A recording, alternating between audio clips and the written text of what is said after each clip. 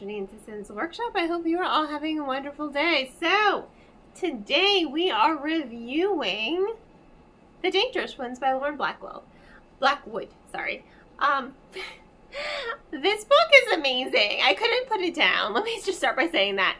It is so good. You know, I really do love alternate history kind of books, but this was so good.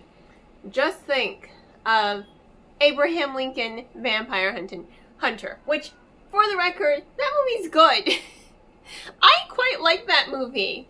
I don't care what anyone else says, it's good. But just think of that movie, because that's kind of how this book feels. You know, it follows Jerusalem. She is an escaped slave, and she has joined the Union Army, and turns out she's what you would call a saint. Someone blessed or born with like supernatural abilities. You know, they're stronger, they're faster, they can kill vampires easily, right?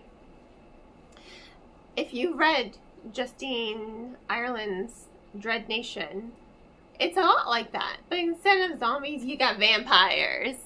Oh, I love that vampires are coming back.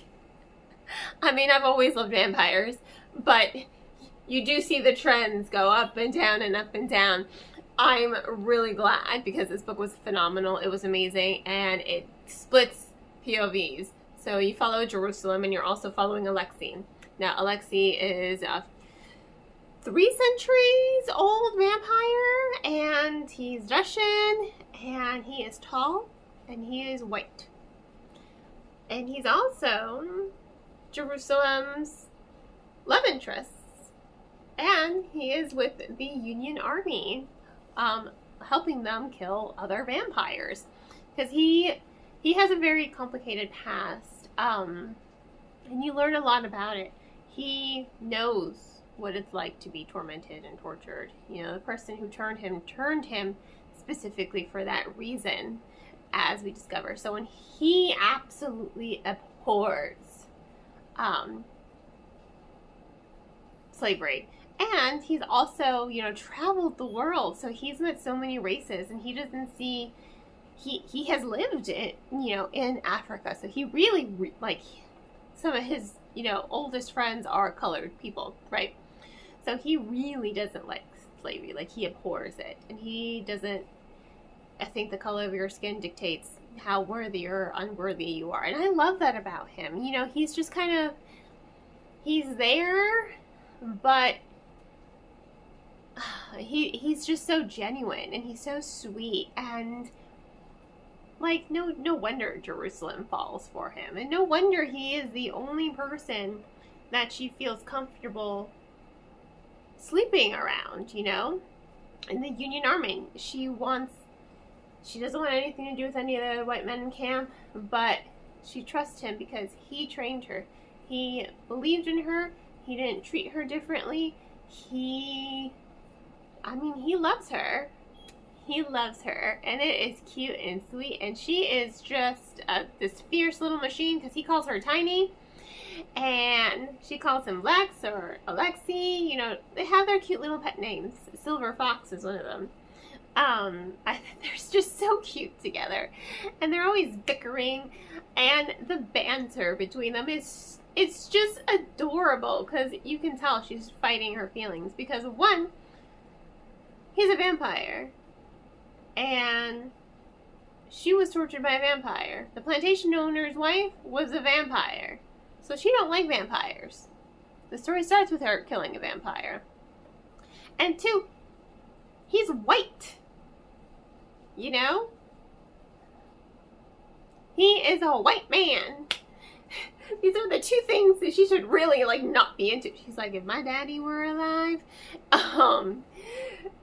It's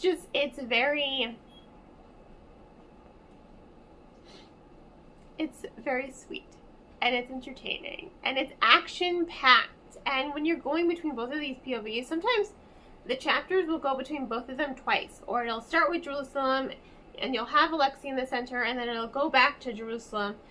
And, I mean, it has the multiple POV kind of aspect, but it doesn't ruin the pacing. For me, I was just like, boom, boom, boom, boom, boom, boom, boom, boom. It was phenomenal. I mean, I did not want to put the book down. I was just like, I want to read my book. Like, I want to go back. Like, I want to read it. That was me the entire time. All I wanted was to read this book. I didn't want to put it down. It was so good. It was so good. I can't stress that to you now. It was so good. I can't say. It's one of those books where I'm just like raving about it at work. I got a recommendation, or not a recommendation, I got a request, I work at a bookstore. Do you have any good vampire recommendations? I was like, yes I do, and I just finished it, and I like handed her the book. I'm like, here you go. Civil War, you got vamps, you got a steamy romance in there, you got action, it's good. Did she buy it or not? I don't know, I don't care. But that was me. That's me now. When I talk about this book, I'm just recommending it to everyone, saying buy it, read it, buy it, read it. It's so good. I can't stress that enough. I love the banter. I love the chemistry. I love the action. I mean, I did see that one plot twist coming like a mile away. I was just like, that's the same vamp. I know it. I know it. And I knew it and I was right. But I love how it deals with, heavy topics such as Stockholm Syndrome and emotional abuse and mental abuse. You think, he's older than her, he's stronger than her, but Jerusalem's the one who has seen more of the world. And you know what? She has come out stronger throughout all that trauma. And she's the one who ends up saving him. And it's great to see that she wakes him up and it's just like, abuse is abuse. And, it's great that they have that conversation, because he thinks like, no, it wasn't abuse. She's like, that man let her abuse you. He made you rely on him. That is abuse. Just as he may not have hurt him himself, but he was just as culpable. And it's great that she's like this awakening force for him. And just their connection and his respect for her and how he's always in awe of her. Their level of trust and camaraderie, and it's so well done. The romance here, it's so well done, and it is good. I don't know how, I can't say that enough. I just cannot stress that enough. So I'm just gonna stop there because it's phenomenal. It's a great book. You need to read it. Just read it. Just take my word for it. Pick up the book and read it. It was phenomenal from beginning to end, and I didn't want to put it down. So on that note, I have to give this book 5 out of 5 stars. Like, my coworker asked me if you had to rank it. I'm like, I'll give it a 4. I'm like, we'll see. I'm like, I just really love it. I'm like, we'll see how I feel after I've written my review and thought about it a little bit more. And it's been a week. I've thought about it. I love it even more. So it's a 5. 5 out of 5. So, thanks again for tuning in. Please don't forget to like, subscribe, and share with all your book-loving friends.